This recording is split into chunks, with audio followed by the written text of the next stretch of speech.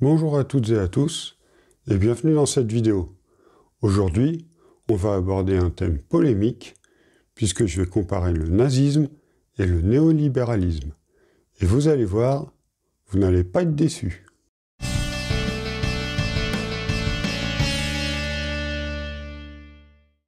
Habituellement, quand des politiques veulent vous expliquer le lien entre fascisme et néolibéralisme, ils font référence à l'histoire, et plus précisément aux périodes de l'histoire où la classe bourgeoise, n'arrivant plus à dominer le peuple pacifiquement, préfère se rapprocher du fascisme plutôt que de céder une partie de son butin au peuple. En gros, derrière des très riches propres sur eux, il y a des autoritaires violents en sommeil. Le problème est que cette référence à l'histoire parle peu au grand public.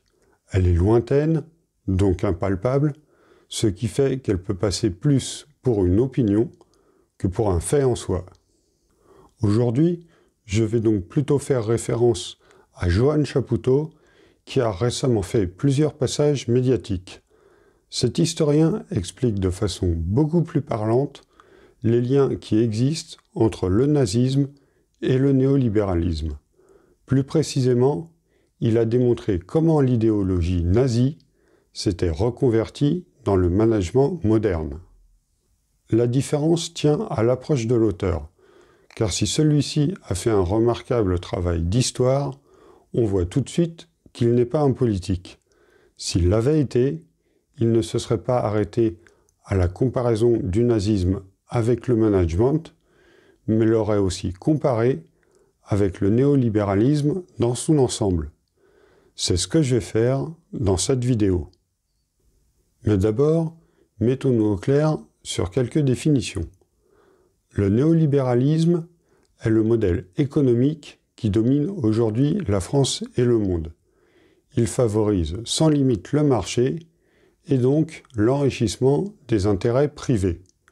Cela se fait inévitablement au détriment de l'État et des services publics. Macron est la parfaite incarnation du néolibéralisme. Le nazisme est un fascisme, c'est-à-dire un système politique violent, s'éloignant de la démocratie et au service d'une minorité de riches privilégiés. On ne compte plus aujourd'hui le nombre de néo-nazis au sein de l'extrême droite française. On voit déjà un lien apparaître. Nazisme et néolibéralisme favorisent tous les deux la centralisation de l'argent, et donc du pouvoir financier. Et quand l'argent est aux mains de quelques-uns, la violence apparaît d'une façon ou d'une autre. Mais le nazisme, c'est un fascisme qui a ses spécificités, ce que l'on va voir dans une minute. Enfin, la définition du mot « reconversion ». D'après le Larousse, une reconversion, c'est l'adaptation d'une industrie ancienne à de nouveaux besoins ou le changement de type d'activité au terme d'un processus de recyclage. Donc dans cette vidéo, on va voir comment le néolibéralisme est le fruit d'une adaptation d'une activité ancienne, le nazisme, via un processus de recyclage. Ce recyclage s'est fait à la sortie de la Seconde Guerre mondiale, quand le monde entier bascule dans une autre guerre, la guerre économique. Les populations quittent alors une économie orientée vers la guerre et l'armement pour une économie de la consommation. Le problème, c'est qu'en Allemagne, il n'y avait plus que des nazis, ou presque, et que certains d'entre eux ont recyclé leurs idées dans l'économie de marché. La mondialisation a ensuite fait le reste. Le néolibéralisme, favorable aux entreprises privées, a vite vu le gain financier que pouvaient apporter les deux grandes idées issues de l'Allemagne nazie, la culture de la perfection et le management descendant. L'Allemagne du début du XXe siècle, c'est d'abord la culture de l'efficacité, de la rentabilité et de la performance. Tout ça, en soi, c'est pas malsain. Mais poussé à l'excès, cela deviendrait toxique et néfaste. Et c'est justement ce qui va se passer quand l'Allemagne va devenir nazie. De la culture de l'efficacité, elle va passer à la culture de la perfection. La perfection des hommes. Les gens physiquement faibles sont exterminés, même s'ils sont allemands. De même, les gens jugés pas assez aptes intellectuellement sont aussi exterminés. Les gens qui réussissent et les gens qui ne sont rien. L'Allemagne nazie, c'est aussi la perfection des soldats qui étaient drogués afin qu'ils dépassent leurs limites. Aujourd'hui aussi, des salariés se droguent pour tenir les cadences imposées par les entreprises. L'Allemagne nazie, c'est aussi la perfection des armes. Le matériel des armées nazies a toujours été une référence d'efficacité. Enfin, la perfection organisationnelle. Mener une guerre dans toute l'Europe en même temps a nécessité une très grande performance de logistique, de planification et de production. Des problématiques que nos entreprises actuelles connaissent bien. Aujourd'hui, avec un néolibéralisme à son maximum, la culture de la productivité est elle aussi à son maximum. En atteste cet article de Slate datant pile poil de l'élection d'Emmanuel Macron, ça ne s'invente pas. Morceau choisi. Ainsi, l'exercice physique ne sert plus à être en bonne condition physique, mais pratiqué à l'excès aide à montrer sa puissance de classe à l'aide de son corps. Un corps qui n'est plus juste mince, mais musclé à la perfection. Je vous mets un lien vers cet article de Slate, lisez-le, il est très éclairant sur cette culture actuelle de la performance et de la perfection. À côté de cette culture de la perfection, les nazis vont développer une méthode de commandement, celle du management descendant. Le principe est simple, toutes les responsabilités descendent en cascade jusqu'aux soldats. À cela s'ajoute une deuxième caractéristique, celle de la liberté d'action du soldat. Il est libre des moyens utilisés pour parvenir aux objectifs de ses supérieurs.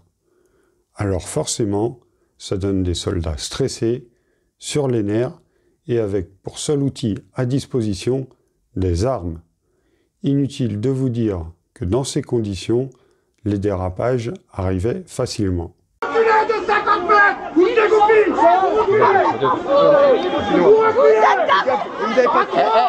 Calme-toi, calme-toi, calme-toi, calme-toi, mais calme-toi, mais calme-toi. T'as une grenade dans la main, tu te calmes. Oui, vous avez bien entendu.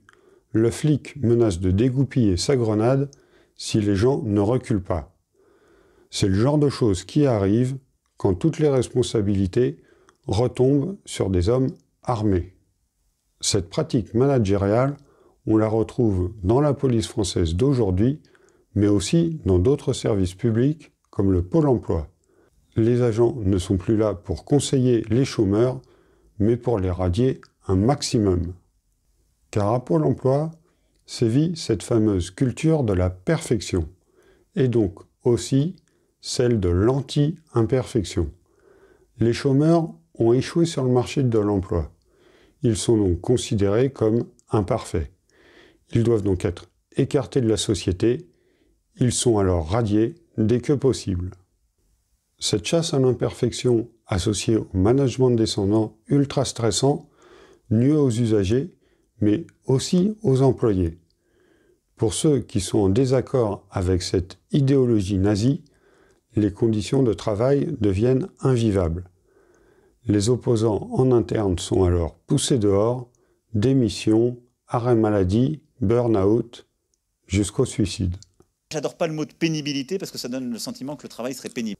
Cette situation dure depuis plusieurs années dans les services publics, mais dure depuis encore plus longtemps dans le privé. On se souvient tous de France Télécom et de sa fameuse courbe du deuil qui a abouti en 2009 au suicide de nombreux salariés. Aujourd'hui, cet héritage de la culture de la perfection et du management descendant fait des ravages chez les hommes et les femmes, mais pas seulement. Nazisme et néolibéralisme sont aussi jumeaux jusque dans leur finalité, la destruction. La destruction des pays, des paysages et de l'environnement s'ajoute à la destruction des esprits, des corps, du bien-être et du plaisir. Le nazisme et le néolibéralisme ne se différencient alors plus que par la vitesse de destruction, rapide pour le nazisme, plus lent pour le néolibéralisme. On va pas se mentir, la situation est peu reluisante. On est sur la mauvaise pente, coincé entre la violence de l'extrême droite de Le Pen et la violence du néolibéralisme de Macron. Pourtant, je suis plutôt optimiste, car on peut facilement changer cette situation en optant pour un réel changement politique. Et ça tombe bien, en 2022, il y a des élections présidentielles. Je crois que les gens veulent plus que des réformes. Ils veulent pouvoir se plonger dans un monde désirable et épanouissant.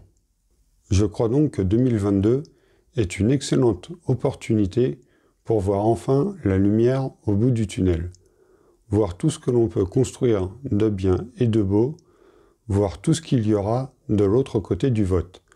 Un monde meilleur est possible, il ne tient qu'à vous de le décider. D'ici là, je continuerai de vous proposer des vidéos éclairantes sur la politique. Merci pour votre soutien, merci pour vos pouces en l'air, et je vous dis à bientôt pour de nouvelles vidéos. Ciao!